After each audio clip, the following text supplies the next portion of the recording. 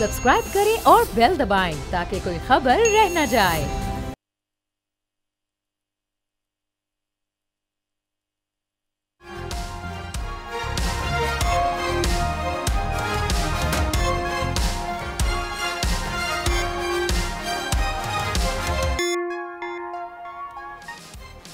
नाज़रीन अस्सलाम वालेकुम। तब्दीली विद डॉक्टर दानिश के साथ हाजिर हैं। आज मेहमान हैं जनाब अली मोहम्मद ख़ान साहब, तर्जुमान PTI। अली मोहम्मद ख़ान साहब, मेरी आवाज़ आ रही है आपको? जी अस्सलाम वालेकुम डॉक्टर साहब। वालेकुम अस्सलाम। अली मोहम्मद ख़ान साहब, पहला सवाल आपसे है सर, आपका लीडर कौन है आजकल? लॉन है लीडर सर? लीडर सर आपका कायद कौन है आपका? बहुत शुक्रिया। बिस्मिल्लाहिर्रहमानिर्रहीम। अल्लाहुम्मा सल्लि व सल्लिम व बारिक अला सय्यिदिना मोहम्मद व अला आलि मोहम्मद। सबसे पहले एक बात मसले फ़लस्तीन पे करके फौरी आपके सवाल की तरफ आता हूँ कि जो जुल्म हर रमज़ान में फ़लस्तीनियों के साथ होता है, मस्जिद अक्सा की बेहुरमती होती है, इस साल सारी हदूद क्रॉस की गई हैं, बहुत जुल्म है। बैसियत मुसलमान नहीं, बैसियत इंसान दुनिया को इस पे आवाज़ उठानी चाहिए। कौमी असम्बली से एक मुतफ़िक़ा करारदाद पास हुई जिसको पीपल्स पार्टी, नून, PTI सब ने, जमीयत जमात सब ने, जितने भी वहाँ मौजूद थे, जमात इस्लामी तो अब नहीं है, MQM सब ने सपोर्ट किया। हम सब फ़लस्तीनियों के साथ इस पे मजबूत खड़े हैं। लीडर की आपने बात की, ज़ाहिर है इमरान खान साहब लीडर हैं और तो कोई लीडर नहीं है। लेकिन सर वो तो इस वक्त जेल में हैं, तो फैसले किसके चल रहे हैं? गौर खान के, अली जफर के, लतीफ़ खोसा के या मरवत साहब के? किसके फैसले चल रहे हैं? नहीं डॉक्टर साहब, फैसले इमरान खान साहब की हैं और सिटिंग चेयरमैन जो बैरिस्टर गौहर साहब हैं, नहायत मुनासिब जेंटलमैन आदमी हैं, पढ़े लिखे आदमी हैं, और वही खान साहब से मिलके वहाँ से जो भी उनके फैसले होते हैं कोर कमेटी के सामने रखते हैं और उसके बाद एक पॉलिसी बनती है।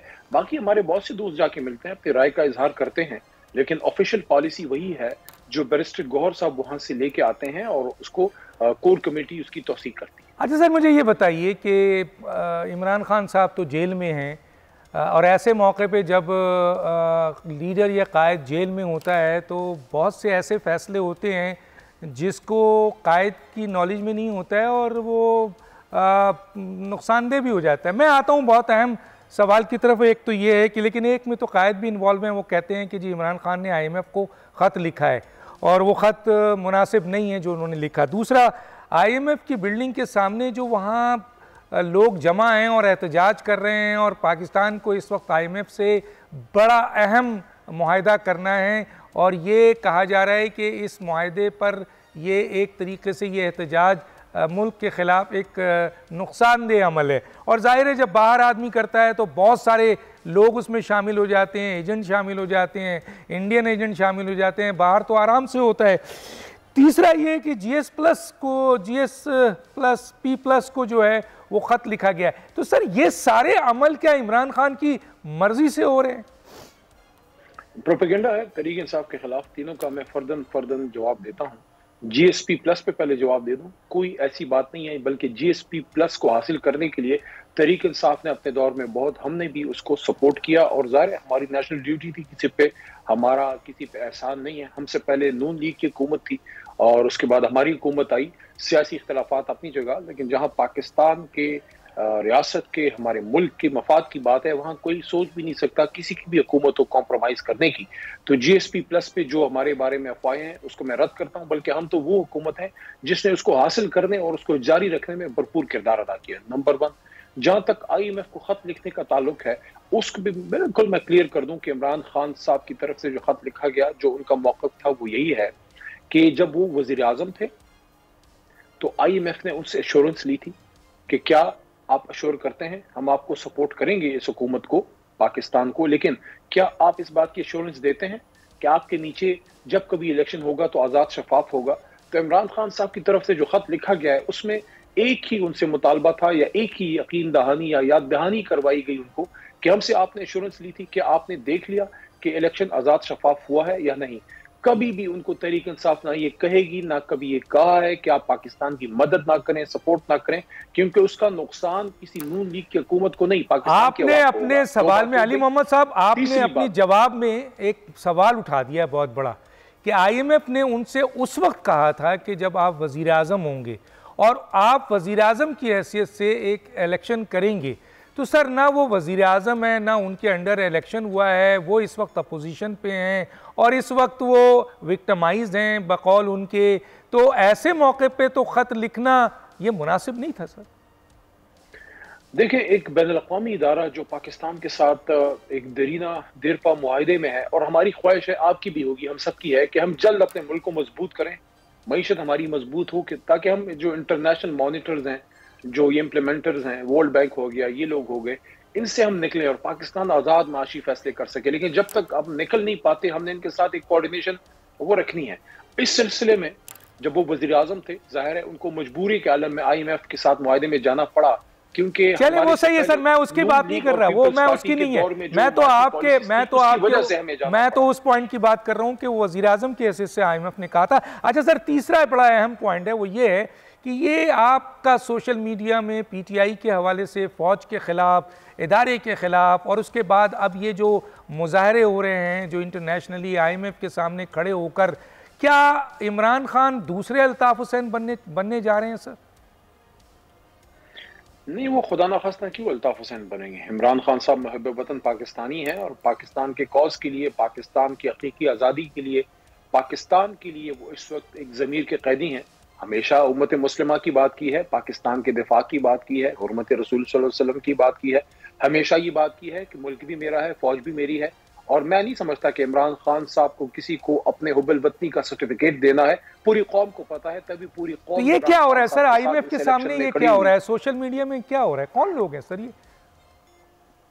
आप डिसोन करेंगे जो IMF की बिल्डिंग के सामने जो मुजाहरे हुए और जो स्टेटमेंट दिए गए हैं जिस किस्म के, और सोशल मीडिया में जो फौज और इदारे के खिलाफ बातें हो रही हैं और आर्मी चीफ के खिलाफ बात हो रही है और बहुत सारे अहम लोगों के खिलाफ बात हो रही है, आप डिसोन करेंगे उस मुजाहरे से भी और इस किस्म की स्टेटमेंट से भी?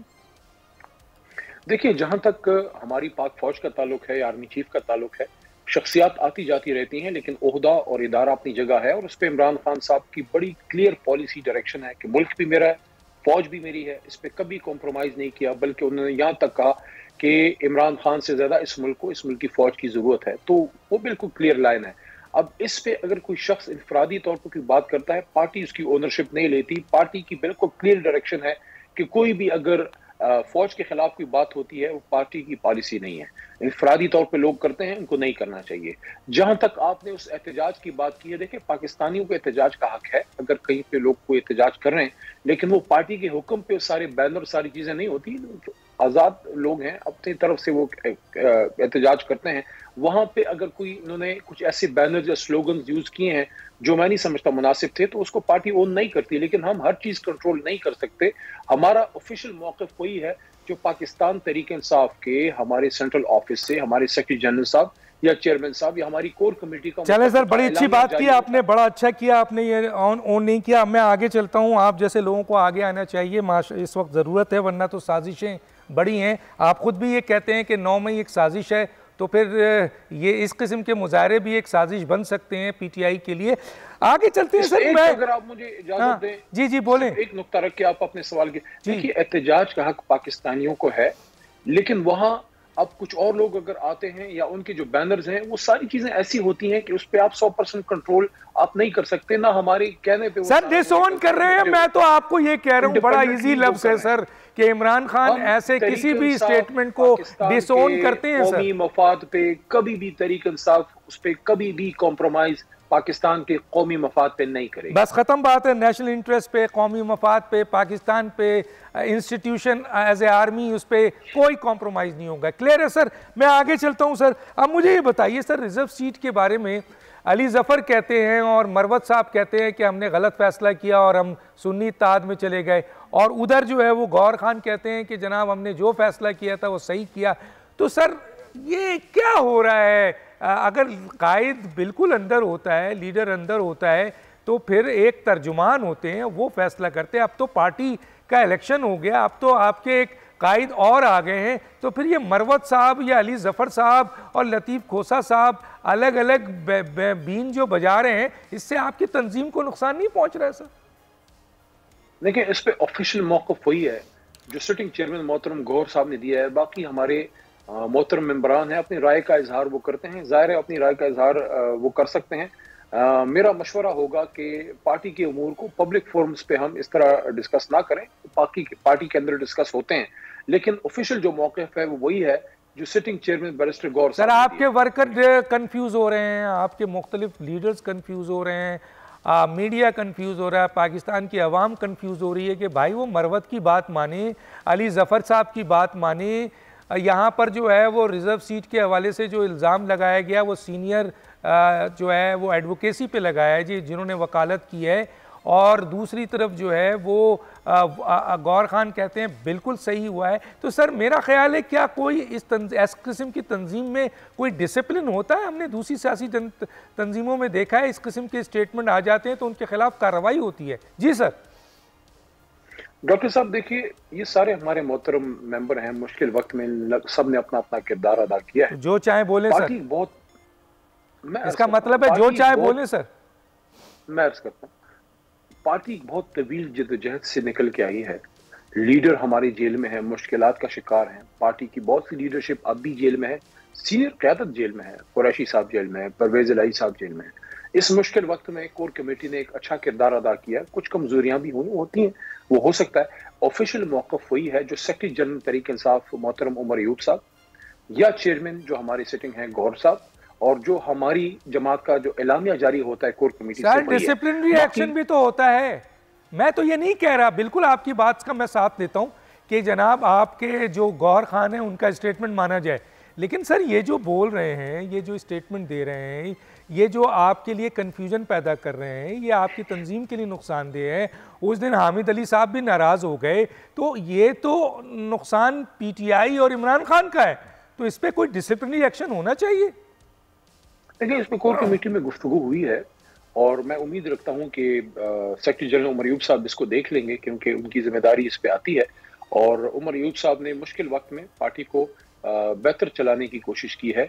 मुश्किल हालात में कुछ कमजोरियां हमारी जमात से, कुछ चीजें वो हो सकती हैं, वो इंसानी फितरी जिबिलत है। आपने कहा है कि जी आपकी सेंट्रल कमेटी में ये फैसला हुआ है, तो ये जाहिर है ये बहुत कंफ्यूजन पैदा करते हैं, तो ये तो बहुत ज़रूरी है। वरना तो ऐसा लगता है सर कि आपकी पार्टी के अंदर कोई इस्टेब्लिशमेंट का आदमी या इंटरनेशनल इस्टेब्लिशमेंट का आदमी या कहीं कोई और नून लीग का या पीपल्स पार्टी का तो कोई आगे आ नहीं गया है सर जो इस किस्म के हालात पैदा कर रहा है।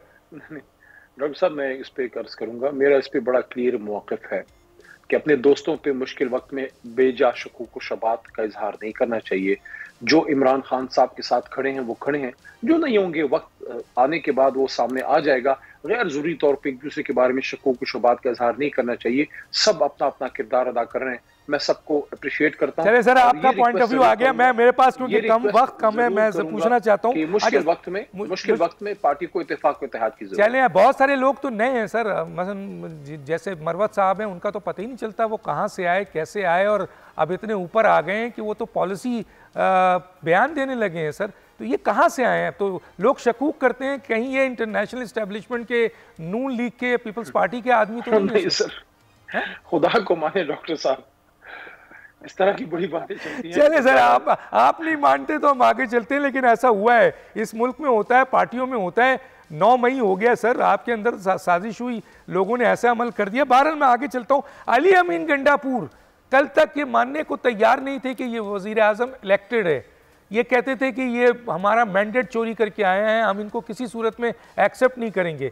फिर हमने देखा कि उसी अली अमीन गंडापुर ने प्राइम मिनिस्टर से मुलाकात की और बड़ी अच्छी बातें की, जो कि अच्छा पैगाम गया है। क्या कहेंगे सर इस पे? देखिए, पॉलिटिकल मैच्योरिटी का इजहार किया।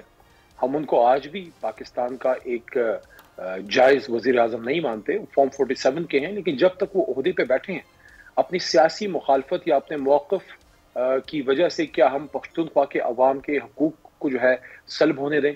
उनके महसूलात हैं, उनके बिजली के मसाइल हैं, पानी के मसाइल हैं, हमारी फाइनेंस के इशूज़ हैं, एग्रीकल्चर के इशूज़ हैं, सूबा चलाना है। उसके लिए जब तक ये सेटअप है, हमने कुछ ना कुछ एक सिस्टम तो चलाना है। मैं समझता हूँ कि इस सिलसिले में गंडापुर साहब ने बहुत ही मुनासिब और मैच्योर रवैया इख्तियार किया है। बाकी वो उसी पोजीशन पे खड़े कि फॉर्म 47 की तहकीक होनी चाहिए। अच्छा सर, चलिए मैं एक और सवाल करता हूँ। गंडापुर साहब को हम सब मॉनिटर कर रहे हैं, हम देख रहे हैं, हम सुन रहे हैं उनकी बातें, लेकिन जैसे ही उनका एक केस डिस्ट्रिक्ट इलेक्शन कमीशन को भेजा गया, वो 735 अराजी का जिसके ऊपर इनकी नाअहलियत भी बन सकती है, उसके बाद उनके रवैये में तब्दीली आ गई। तो ये जो फैसला उन्होंने किया था वज़ीर आज़म के साथ मिलकर, ये इमरान खान की मर्जी थी इसमें, और ये मजबूरी है क्योंकि ऐसा ना हो कि ये केस जो है वो खुल जाए मज़ीद और अली अमीन गंडापुर को इतनी बड़ी पोजीशन जो मिल गई है उससे वो हाथ धो बैठे। थोड़ा सा इस पे कमेंट्स करेंगे सर? देखिए, इसको गंडापुर साहब का वज़ीर आज़म शहबाज शरीफ साहब से मिलना, इसको उस केस से जोड़ना मुनासिब नहीं है, क्योंकि जब वो वज़ीर आला बन रहे थे तब से उन्होंने ये बात की थी कि सियासी मौक़िफ़ हमारा मजबूत वही रहेगा और हम चाहेंगे कि फॉर्म 47 की इन्वेस्टिगेशन हो, हमें हमारा मैंडेट वापस मिले।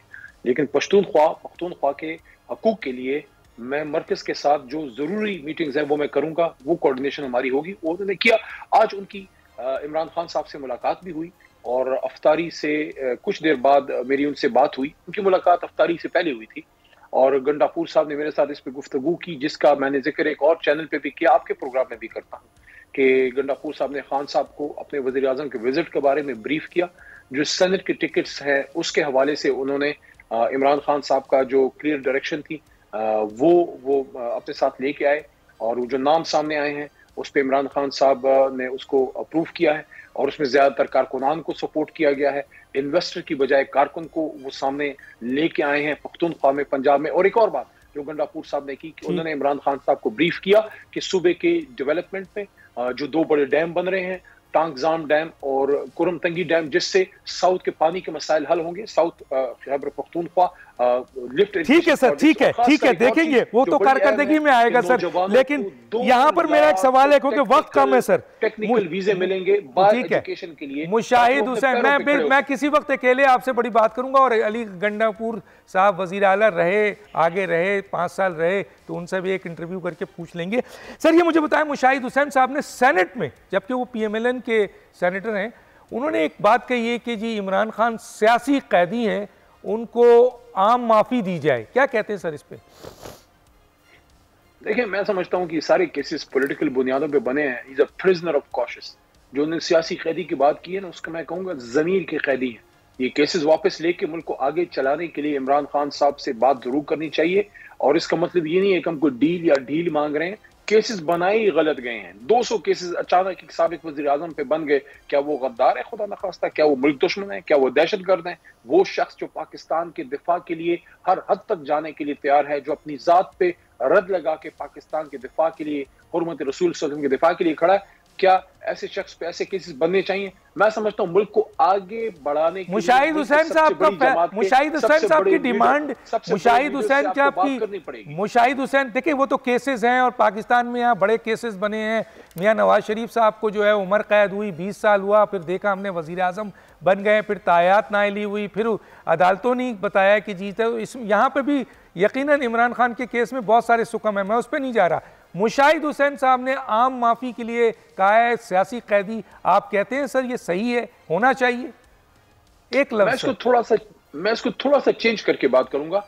आम माफी नहीं, ये जो केसेस हैं उनको वापस लिया जाए। गलत केसेस बने, इनको वापस लिया जाए। आप बिल्कुल खान साहब को बाहर निकाला जाए ताकि वो मुल्क को आगे लीड कर सकें। इमरान खान के अलावा इस वक्त तहरीक इंसाफ के अलावा कोई इस मुल्क को लीड नहीं कर सकता। मैं आपको बता दूं कि कौम हमारे पीछे खड़ी है, किसी और के पीछे नहीं खड़ी। ठीक है सर, ये तो फिर किसी वक्त स्टेज पे बात करूंगा, आज टाइम कम है। सर ये एक बात बताएं, थ्रेड्स अडियाला में थ्रेड्स 2 हफ्ते के लिए बिल्कुल पाबंदी, तो ये सर ये जो दहशतगर्दी का अडियाला में, इसके साथ साथ कुछ और जेलों में भी, तो ये किसके लिए थ्रेट्स है सर? ये क्या इमरान खान साहब के लिए थ्रेट्स है या कोई और हाई प्रोफाइल वहाँ पे कैदी है, या वाकई सिर्फ जेल के लिए जो वहाँ पे मुख्तलिफ किस्म के लोग कैद हैं उनके लिए थ्रेट्स है? ये सियासी इनके ड्रामेबाजियां हैं। इमरान खान साहब से मुलाकात पे से लोगों को दूर, सियासी क़यादत को दूर रखने के लिए ये ड्रामे किए जा रहे हैं। सिक्योरिटी जिम्मेदारी है रियासत की, हुकूमत की, वो प्रोवाइड करे। उन पे पाबंदी लगाना आपका इख्तियार नहीं है, उनका हक है as a Pakistani, as a former prime minister, as a कैदी, एज अ मुलजिम, कि उनसे उनके वकील, उनकी फैमिली और उनके सियासी रफ़ाकार मुलाकात करें। बहुत शुक्रिया।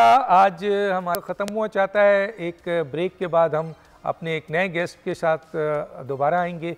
एक छोटा सा ब्रेक, फिर वापस आते हैं।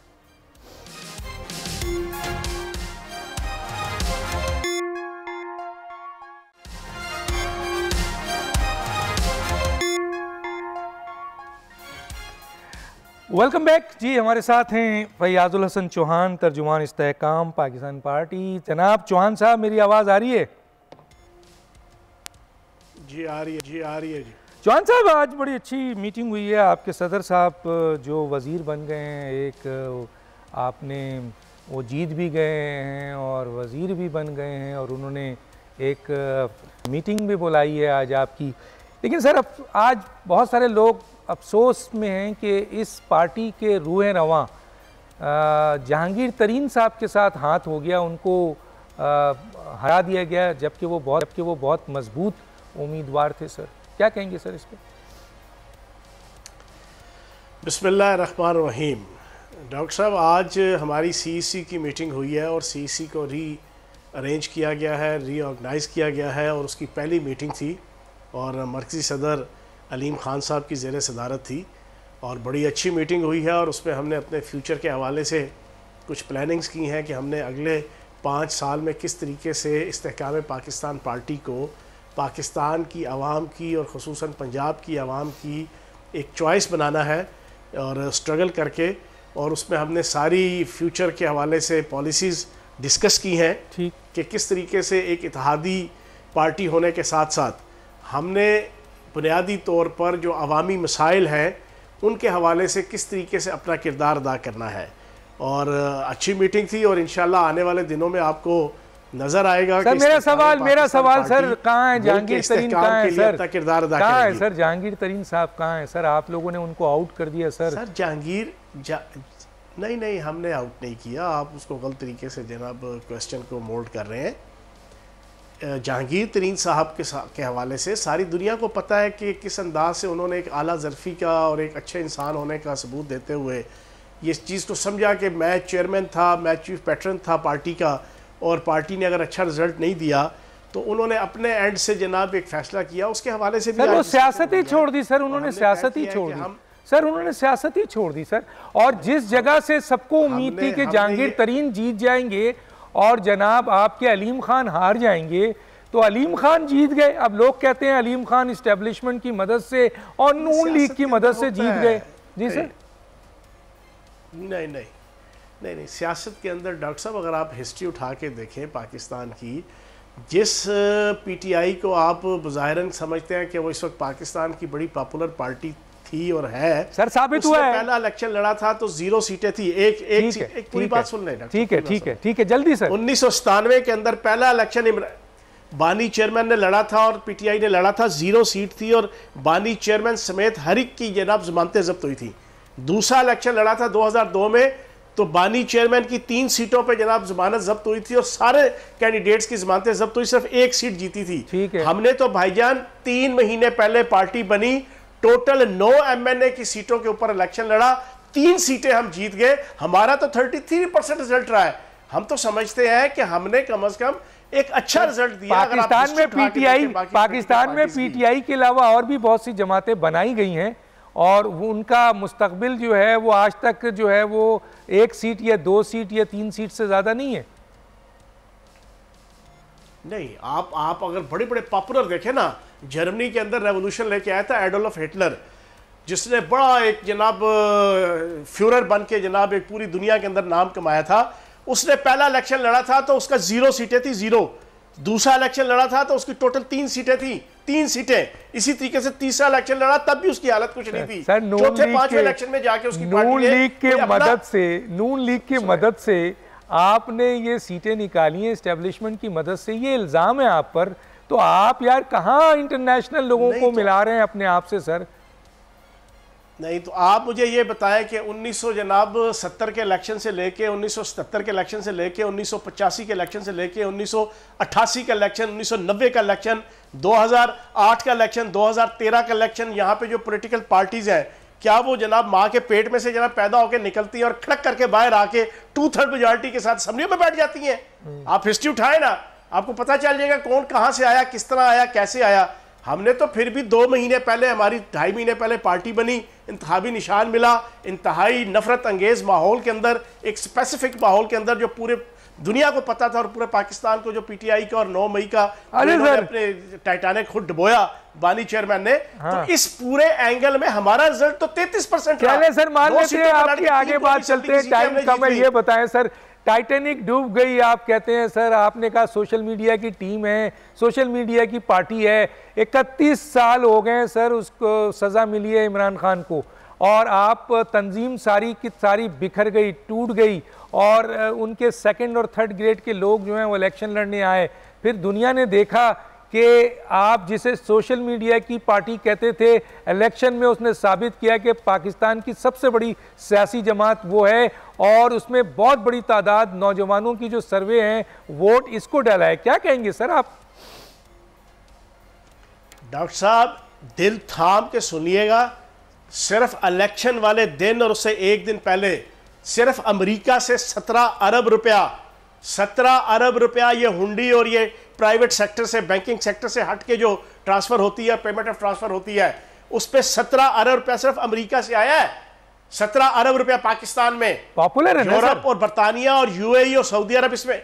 सुने एक मिनट, पूरी बात सुन लेना, सवाल पूछ के ना जवाब सुने ताकि लोगों को पता चले। ठीक है सर, ठीक है जनाबे वाला, आलमी ताकतों से लेके, गैर मुल्की एजेंसियों से लेके, गैर मुल्की पाकिस्तान के मुल्क दुश्मन ताकतों से लेके, किस किस फैक्टर और किस किस लॉबी ने क्या क्या पैसा भेजा, मैंने सिर्फ अमेरिका का आपको बताया है।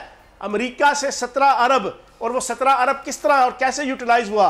आपके इलेक्शन डे में लोगों ने अगर ऊबर करवानी है, लोगों ने कैंप लगाना है, लोगों ने प्रोपेगेंडा करना है, लोगों ने देगें पकानी है, लोगों ने जनाब आपकी ट्रांसपोर्टेशन देनी है पीटीआई के प्लेटफॉर्म से, तो सिर्फ एक मुल्क से 17 अरब। फिर जनाब सूरत हाल ये है, इसमें बहुत सी चीज़ें हैं, इसमें रियासत का भी कसूर है, इसमें अदालती सिस्टम का भी कसूर है। आप आखिरी 15 दिनों में बेढंगे तरीके से आप जनाब सजाएं दे के, फिर उनको आप मासूम बना के, मजलूम बना के, फिर जनाब 2 साल आप उनको हीरो बनाते हैं, 2 साल आप उनको जमानतें दर जमानतें देते हैं, नकदे कोके के ऊपर जनाब उनको नाचने और कूदने के मौके फराम करते हैं। फिर आप उन इश्तिहारी लोगों को कि जिनकी कत्लो गारतगरी और गुंडागर्दी सरे आम वीडियोस के अंदर पूरी पाकिस्तानी कौम दुनिया देखती रही और देख रही है, आप उनको जनाब इलेक्शन लड़ने देते हैं, इश्तिहारी होने के बावजूद, पीओ डिक्लेयर होने के बावजूद, प्रोक्लेम्ड अफेंडर जो सबसे नेगेटिव जनाब इश्तिहारियों की जनाब दफा होती है, सब कुछ होने के बावजूद आप उनको इलेक्शन लड़ने देते हैं। ये बहुत अजीबो गरीब किस्म की कंस्पायरेसीज है। लेकिन सर देखे वोट तो आवाम ने दिया, सो हो गया।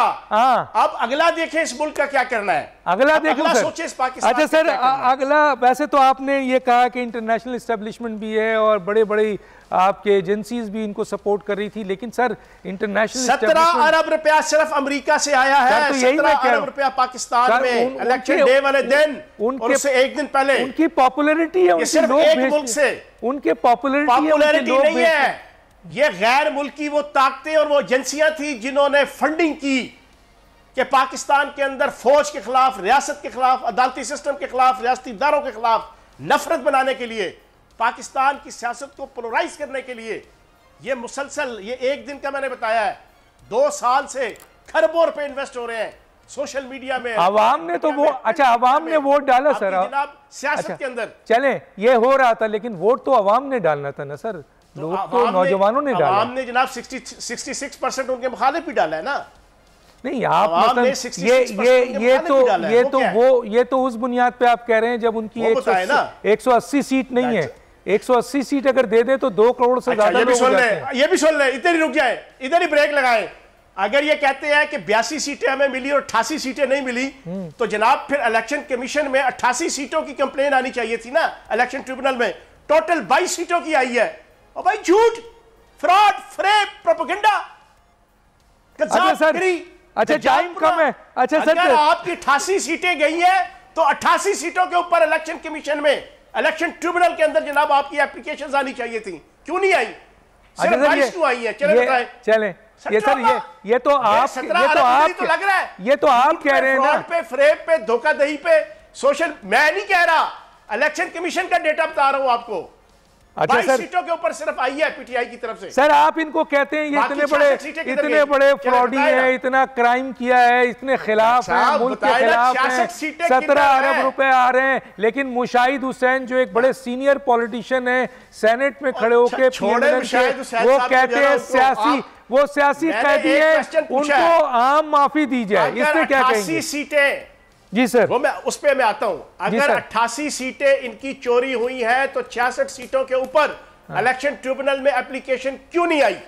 चलो बताए ना सर ये तो मचाए हुए आपने सारा दिन नकदे कोके के ऊपर जनाब। चले आ जाए मुशाहिद हुसैन पे आ जाए सर, और जब कोई हकीकत है, आपका हकीकत स्टेटमेंट आदमी- रिकॉर्ड हो गया सर, आइंदा पहले इसको वो तो उसका क्लियर जवाब कर देंगे। लेना। आप बताएं ना सर, अब आप बताएं ना मुशाहिद हुसैन का। क्लियर कर ले, 1.5 महीना हो गया है, कान पक गए हैं, 88 सीटें चोरी, 88 सीटें चोरी, 88 सीटें चोरी, तो सिर्फ 22 सीटों के ऊपर क्यों आया है? मुझे इसका जवाब देना। चले सर, किसी इसका जवाब दे।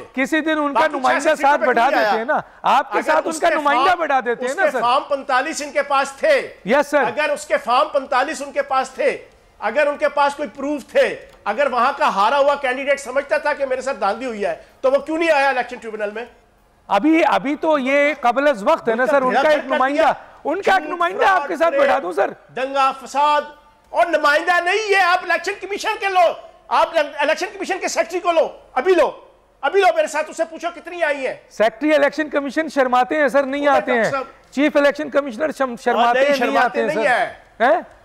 इतने बड़ी धांधली कर दी है, शर्माते हैं सर, वो शर्माते हैं, उनसे बहुत सारे सवालात हो जाएंगे सर, उनसे बहुत सारे सवालात हो जाएंगे। पीटीआई की वेबसाइट खोले, उसके ऊपर है कि 22 सीटों के ऊपर इन्होंने इलेक्शन ट्रिब्यूनल के अंदर केस किया है। अच्छा सर, मुशाहिद हुसैन ने कहा है कि वो सियासी कैदी हैं, आप कहते हैं वो क्रिमिनल हैं, दहशतगर्द हैं, और वो जो है वो मुल्क दुश्मन है, वो तो कहते हैं सियासी कैदी हैं, इनको आम माफी दी जाए। जी क्या कहेंगे सर?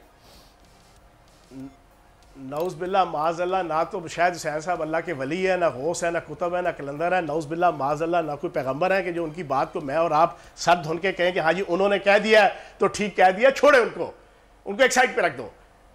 बात यह है, आपने ये सवाल पूछा कि उनको आम माफ़ी, मेरी ज़ाती राय है, ये मेरी पॉलिटिकल पार्टी की राय नहीं है, इस्तेहकाम पाकिस्तान पार्टी की राय नहीं है, ये मेरी ज़ाती राय है। अगर बानी चेयरमैन तहरीक इंसाफ पूरी कौम के सामने शहदाए पाकिस्तान, शहदाए अफवाज पाकिस्तान की बेहुरमती करने पे 9 मई को माफ़ी मांग लेते हैं, सरेआम ओपनली कहते हैं कि यार मैंने गलत किया, जैसा इन्होंने अभी कोर कमांडर मीटिंग की जनाब अलामिया आया तो इन्होंने कहा बिल्कुल 9 मई के जनाब मुजरमों को सज़ा मिलनी चाहिए। इसी तरीके से वो कहें कि 9 मई को पीटीआई के कारकुनान के हाथों और जिम्मेदारान के हाथों जो निशाने हैदर, निशाने इम्तियाज जना शहदाए अफवाज पाकिस्तान, उनकी जो बेहुरमती हुई है, मैं उस पर माफ़ी मांगता हूँ, तो मैं ये समझता हूँ कि फिर माफ़ कर देना चाहिए। ठीक है सर, मैं आगे चलता हूँ। सर ये बताएं, पीटीआई कभी ख़त लिखती है आईएमएफ को, कभी ये इल्ज़ाम है कि जी ये जीएसपी प्लस को जो है वहाँ ख़त लिखती है, कभी आईएमएफ के सामने मुजाहरा करती है, ये क्या है सर, ये क्या चीज़ है? कभी आदिल राजा को अपना हीरो बनाती है, फिर उसको कहती है नहीं वो हमारा हीरो नहीं है। कभी हैदर मेहंदी जैसे उस गलीज आदमी को अपना हीरो बनाती है, फिर कहते हैं नहीं हमारा हीरो नहीं है। कभी मोहित पीरज़ादा जैसा वो गलीज और गंदा आदमी, जिसका अभी मैं मैसेज पढ़ रहा था कि वो इंडियन रॉ को, इंडियन हुकूमत को और मोदी सरकार को ये जनाब तजवीज़ दे रहा है अपने वीलॉग में कि वो अमेरिका को अपने साथ मिला के पाकिस्तान की हुकूमत को मानने से इनकार कर दे। इन जैसे घटिया लोगों को कभी अपना हीरो बनाते हैं, बाद में इनकार कर देते हैं। कभी आईएमएफ को 2022 में ख़त लिखते हैं कि आप अपना जनाब स्टैंड बाई अरेंजमेंट ना करें और माहिदा ना करें। कभी जनाब आप आईएमएफ को ख़त लिखते हैं, ख़त लिखने का गौहर अली खान को और ब्रेस्टर जफ़र को कहते हैं, उनके अंदर की पाकिस्तानियत इनकार कर देती है कि सर हम ये नहीं कर सकते। तो फिर एक अमेरिकन रऊफ़ हसन के ज़रिए से आईएमएफ को आप ख़त लिखते हैं कि पाकिस्तान के साथ माहिदा ना करो, चाहे पाकिस्तान तबाह हो जाए, रियासत तबाह हो जाए, आवाम तबाह हो जाए, गुर्बत आ जाए, पाकिस्तान के अंदर लॉलेसनेस आ जाए। क्या इमरान खान अल्ताफ हुसैन बनने जा रहे हैं सर? क्या इमरान खान अल्ताफ हुसैन बनने जा रहे हैं? तो यार उससे कहीं ज़्यादा बढ़ के सारी चीज़ें हो चुकी हैं। पर बदकिस्मती ये है कि बैरूनी ताकतें, मुल्क दुश्मन ताकतें, आलमी इस्टेब्लिशमेंट वो उनकी बैक के ऊपर खड़ी है। वो जनाब इनके ज़रिए से पाकिस्तान को डिस्टेबलाइज कर रही है, कर चुकी है और आगे करने का उसका प्लान है। उसी के लिए अब वो सारा, अब मैं आपको एक ब्रेकिंग दे दूँ, ब्रेकिंग ये है कि बानी चेयरमैन तहरीक इंसाफ ने लास्ट पाबंदी लगने से पहले जो मुलाकातें हुई, बैरिस्टर गौहर को ये कहा कि जनाब फौरी तौर पे असम्बलियों से रिज़ाइन देने की तैयारी कर लो। उसके तो पहले तो उसके होश उड़ गए, उसको समझ ना आया कि ये साहब क्या कह रहे हैं। उसने मज़ीद थोड़ा सा इन्वेस्टिगेट किया, क्लैरिफाई किया और उनका बिल्कुल मैं यहाँ पे खज्जल हूँ, मैं यहाँ पे कैदोबंद में हूँ, तुम लोग यहाँ पर जनाब मेरी रिहाई के बजाय तुम लोग जनाब अपोजिशन लीडरी के मज़े लूटो, तुम लोग जनाब प्रिविलेजेस और पर्क्स लो, तुम लोग तनख्वाहें लो और मेरी रिहाई के हवाले से किसी किस्म की कोई एक्टिविटी नहीं हो रही। और तुम लोग कहते हो कि जनाब हम सिस्टम चलाएंगे, हम जनाब मुल्क चलाएंगे, हम रियासत चलाएंगे। नहीं, बिल्कुल आप जनाब। और फिर अली अमीन गंडापुर को मैसेज दिया गया है कि KPK की हुकूमत तोड़ो। सर ये वही का वही। अच्छा, ये तो बड़ी न्यूज़ है सर, ये बड़ी न्यूज़ है सर। आपके पास बड़ी अहम सोर्स है सर। फिलहाल मानने से इनकार कर दिया है। अच्छा, ये भी है। उन्होंने मानने से इनकार कर दिया है, उन्होंने मानने से इनकार कर दिया है। वो तो वजीर आजम के साथ अली अमीन गंडापुर तो वजीर आजम के साथ मीटिंग कर रहे हैं सर। क्यों करके आए हैं ये भी पूछे ना, क्यों करके आए हैं? अच्छा सर, एक आखिरी जुमला ये है, क्यों करके आए, जल्दी से बताएं। एक और ब्रेकिंग सुन लें जी। सर उन्हें पता है कि भाई रियासत से टकरा के, दुनिया के किसी मुल्क के अंदर रियासत से टकरा के सियासत नहीं हो सकती। ये ब्रेकिंग है, चाहे यूरोप है, चाहे बरतानिया है, चाहे कनाडा है। ये ब्रेकिंग है सर। रियासत से टकरा के कभी पॉलिटिक्स नहीं हो सकती। मुझे बताएं, अमेरिका में बैठ के कोई CIA को गालियां निकाले ना, फॉक्स न्यूज में बैठ के, स्काई न्यूज में बैठ के या CNN में बैठ के, अगर वो सियासतदान सरवाइव कर जाए तो आप मुझे कहिएगा। तो ये ब्रेकिंग है सर आपकी जो आपने दी है। रियासती इदारों से टकरा के नहीं होता। अली अमीन गंडापुर संभल गए, गंडापुर को या वो 735 अराजी के ऊपर नाअहलियत का केस, इसके ऊपर संभल गए। जल्दी से सर, 30 सेकंड। एक नहीं है सर, वो एक नहीं है, इस तरह के 20 केसेस हैं, इस तरह फारिग होते हैं। और अभी एक और सुन लें, अगर तो इन्होंने असम्बलियां तोड़ने और रिजाइन देने की पॉलिसी बनाई तो जनाब 50% से अबव KPK, 50% से अबव वफाक और 50% से अबव पंजाब के मेंबरान, वो आपके फॉरवर्ड ब्लॉक बना के वो अलहदा हो जाएंगे। ठीक है सर।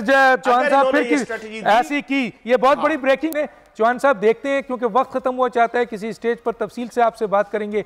डॉक्टर दानिश को इजाजत दीजिए, अल्लाह हाफिज।